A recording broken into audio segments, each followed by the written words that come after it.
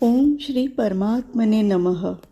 श्रीमद् भगवत गीता साधक संजीवनी पूज्य संत श्री स्वामी राम सुखदास जी महाराज जी द्वारा हिंदी टीका पृष्ठ 211 211 ऑडियो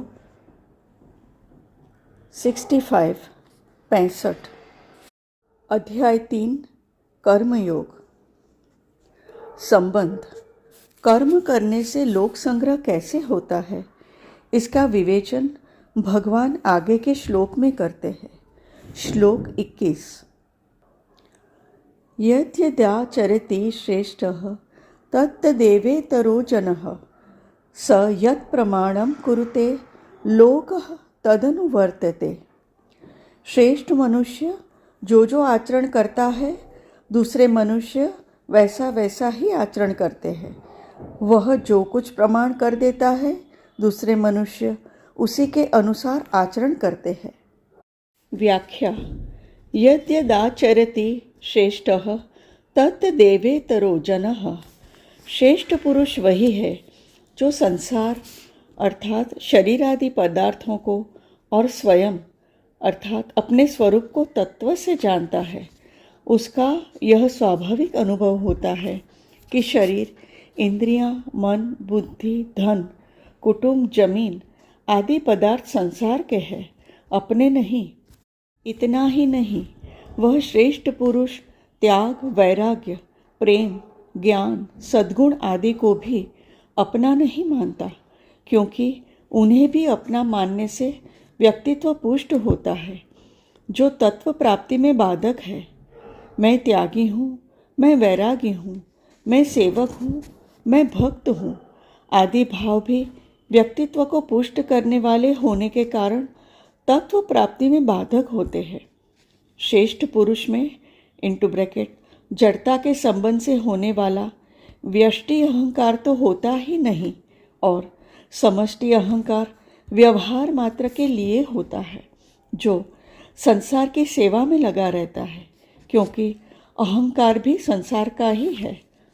अध्याय 7 श्लोक 4, अध्याय 13 श्लोक 5।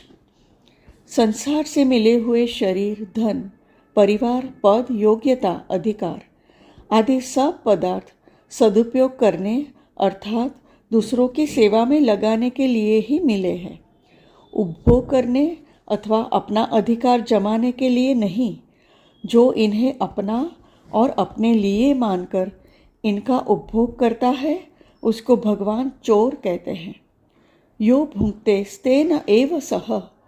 अध्याय 3 श्लोक 12। ये सब पदार्थ समष्टि के ही है, व्यष्टि के कभी किसी प्रकार नहीं। वास्तव में इन पदार्थों से हमारा कोई संबंध नहीं है। श्रेष्ठ पुरुष के अपने कहलाने वाले शरीर आदि पदार्थ अर्थात संसार के होने से स्वतः स्वाभाविक संसार की सेवा में लगते हैं। संपूर्ण प्राणियों के हित में उसकी स्वाभाविक प्रवृत्ति होती है। देने के भाव से समाज में एकता, प्रेम उत्पन्न होता है और लेने के भाव से संघर्ष उत्पन्न होता है। देने का भाव उद्धार करने वाला और लेने का भाव पतन करने वाला होता है। शरीर को मैं, मेरा अथवा मेरे लिए मानने से ही लेने का भाव उत्पन्न होता है। शरीर से अपना कोई संबंध न मानने के कारण श्रेष्ठ पुरुष में लेने का भाव किंचित मात्र भी नहीं होता। अतः उसकी प्रत्येक क्रिया दूसरों का हित करने वाली ही होती है। ऐसे श्रेष्ठ पुरुष के दर्शन, स्पर्श, वार्तालाप, चिंतन आदि से स्वतः लोगों का हित होता है। इतना ही नहीं, उसके शरीर को स्पर्श करके बहने वाली वायु तक से लोगों का हित होता है।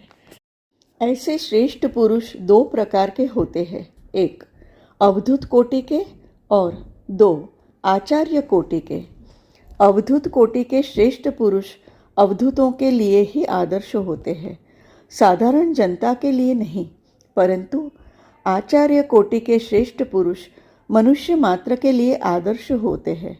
यहाँ आचार्य कोटि के श्रेष्ठ पुरुषों का वर्णन किया गया है, जिनके आचरण सदा शास्त्र मर्यादा के अनुकूल ही होते हैं। कोई देखे या न देखे, अहमता ममता न रहने के कारण उनके द्वारा स्वाभाविक ही कर्तव्य का पालन होता है। जैसे जंगल में कोई पुष्प खिला और कुछ समय के बाद मुरझा गया और सूख कर गिर गया, उसे किसी ने देखा नहीं, फिर भी उसने चारों ओर अपनी सुगंध फैलाकर दुर्गंध का नाश किया ही है। इसी तरह श्रेष्ठ पुरुष से परहित का असीम भाव होने के कारण संसार मात्र का स्वाभाविक ही बहुत उपकार हुआ करता है, चाहे कोई समझे या न समझे। कारण यह है कि व्यक्तित्व अर्थात अहमता ममता मिट जाने के कारण भगवान की उस पालन शक्ति के साथ उसकी एकता हो जाती है, जिसके द्वारा संसार मात्र का हित हो रहा है। जैसे एक ही शरीर के सब अंग भिन्न भिन्न होने पर भी एक ही है, जैसे किसी भी अंग में पीड़ा होने पर मनुष्य उसे अपनी पीड़ा मानता है, ऐसे ही संसार के सब प्राणी भिन्न भिन्न होने पर भी एक ही है। जैसे शरीर का कोई भी पीड़ित अर्थात रोगी अंग ठीक हो जाने पर संपूर्ण शरीर का हित होता है, ऐसे ही मर्यादा में रहकर प्राप्त वस्तु, समय, परिस्थिति आदि के अनुसार अपने कर्तव्य का पालन करने वाले मनुष्य के द्वारा संपूर्ण संसार का स्वतः हित होता है। श्रेष्ठ पुरुष के आचरणों और वचनों का प्रभाव स्थूल शरीर से होने के कारण स्थूल रीति से पड़ता है, जो सीमित होता है, परंतु उसके भावों का प्रभाव सूक्ष्म रीति से पड़ता है, जो असीम होता है। कारण यह है कि क्रिया तो सीमित होती है, पर भाव असीम होता है। श्रेष्ठ पुरुष जिन भावों को अपने आचरणों में लाता है, उन भावों का दूसरे मनुष्यों पर बहुत प्रभाव पड़ता है। अपने वर्ण, आश्रम, संप्रदाय आदि के आचरणों का अच्छी तरह से पालन करने के कारण उसके द्वारा कहे हुए वचनों का दूसरे वर्ण, आश्रम, संप्रदाय आदि के लोगों पर भी बहुत प्रभाव पड़ता है। यद्यपि श्रेष्ठ मनुष्य अपने लिए कोई आचरण नहीं करता और उसमें कर्तृत्वाभिमान भी नहीं होता, तथापि लोगों की दृष्टि में वह आचरण करता हुआ दिखने के कारण यहाँ आचरति क्रिया का प्रयोग हुआ है। उसके द्वारा सबके उपकार के लिए स्वतः स्वाभाविक क्रियाएं होती है। अपना कोई स्वार्थ न रहने के कारण उसकी छोटी बड़ी प्रत्येक क्रिया लोगों का स्वतः हित करने वाली होती है। यद्यपि उसके लिए कोई कर्तव्य नहीं है, तस्य कार्यम न विद्यते, अध्याय 3 श्लोक 17, और उसमें करने का अभिमान भी नहीं है, निर्ममो निरहंकारः, अध्याय 2 श्लोक 71। तथापि उसके द्वारा स्वतः स्वाभाविक सुचारू रूप से कर्तव्य का पालन होता है। इस प्रकार उसके द्वारा स्वतः स्वाभाविक लोक संग्रह होता है। विशेष बात, प्रायः देखा जाता है कि जिस समाज, संप्रदाय, जाति, वर्ण, आश्रम आदि में जो श्रेष्ठ मनुष्य कहलाते हैं और जिनको लोग श्रेष्ठ मानकर आदर की दृष्टि से देखते हैं, वे जैसा आचरण करते हैं, उस समाज, संप्रदाय, जाति आदि के लोग भी वैसा ही आचरण करने लग जाते हैं।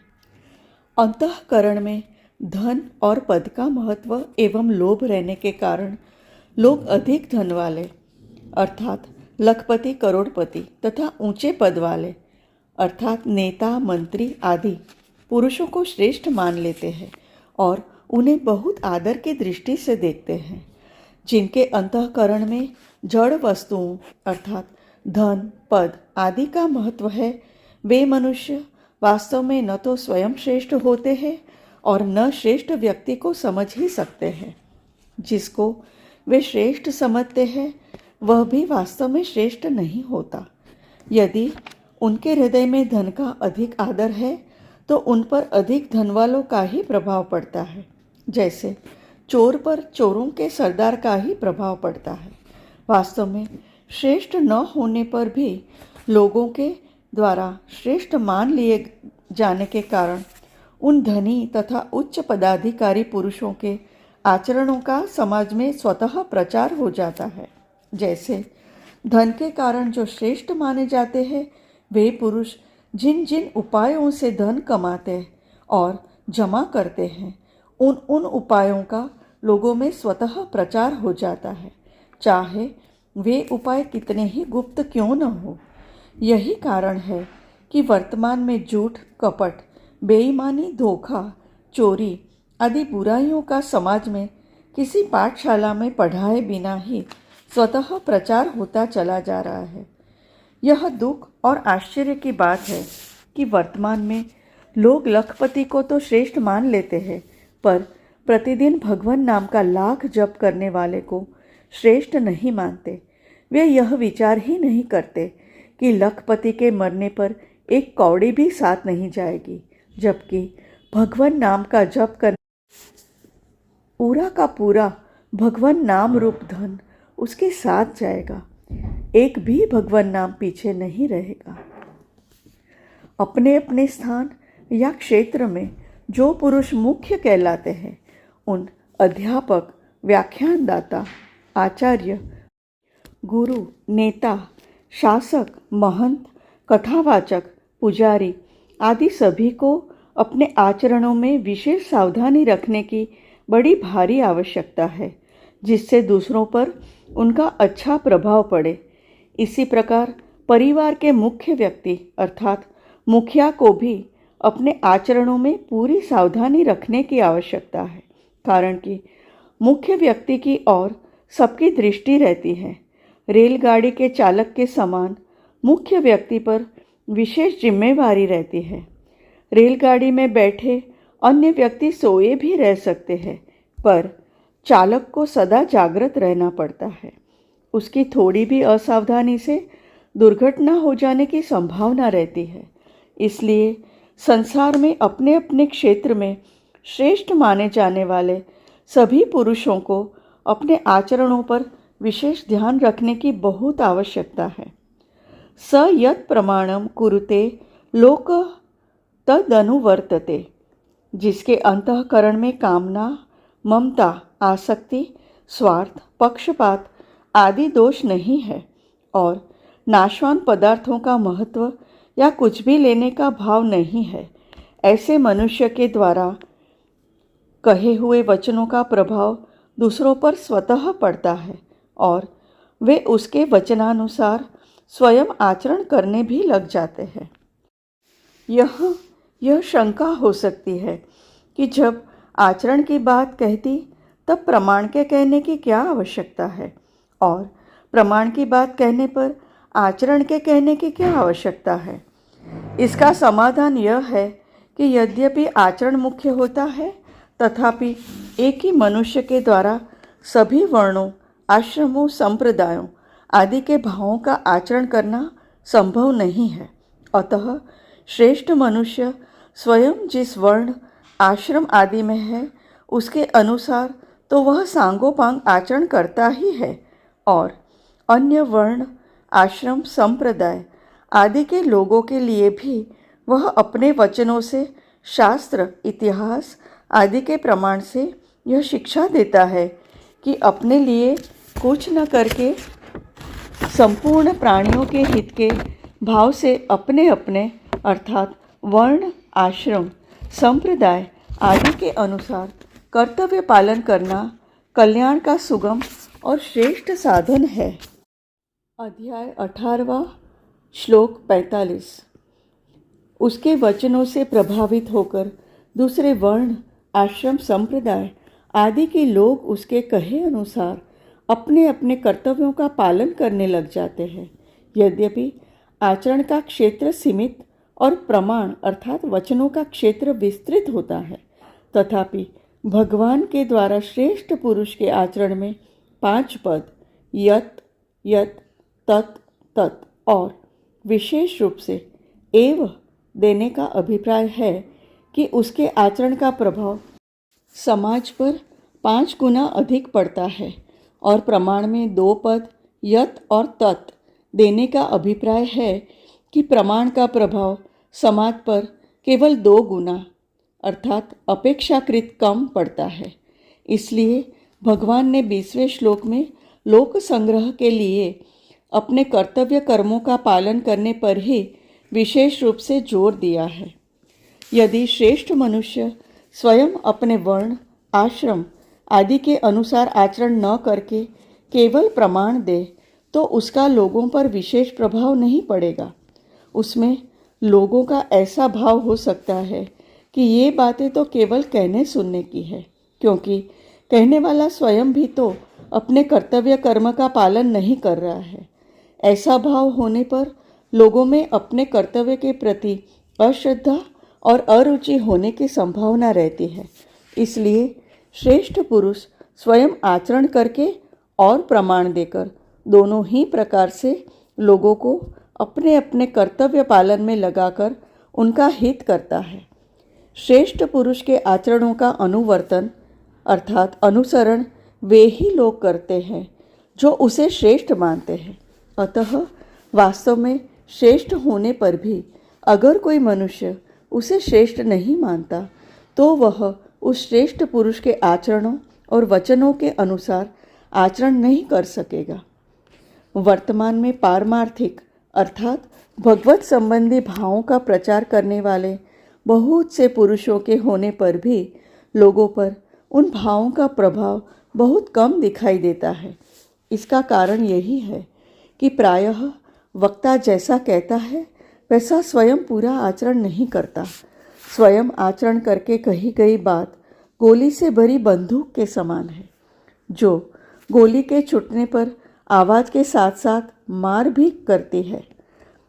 इसके विपरीत आचरण में लाए बिना कही गई बात केवल बारूद से भरी बंदूक के समान है, जो केवल आवाज़ करके ही शांत हो जाती है। हाँ, पारमार्थिक बातें ऐसे ही खत्म नहीं हो जाती, प्रत्युत कुछ न कुछ प्रभाव डालती ही है। भगवत चर्चा, कथा, कीर्तन आदि का कुछ न कुछ प्रभाव सब पर पड़ता ही है। अगर सुनने वालों में श्रद्धा है और वे साधन करते हैं अथवा करना चाहते हैं तो उन पर अपनी श्रद्धा और साधन की रुचि के कारण वचनों का प्रभाव अधिक पड़ता है। हरि ओम।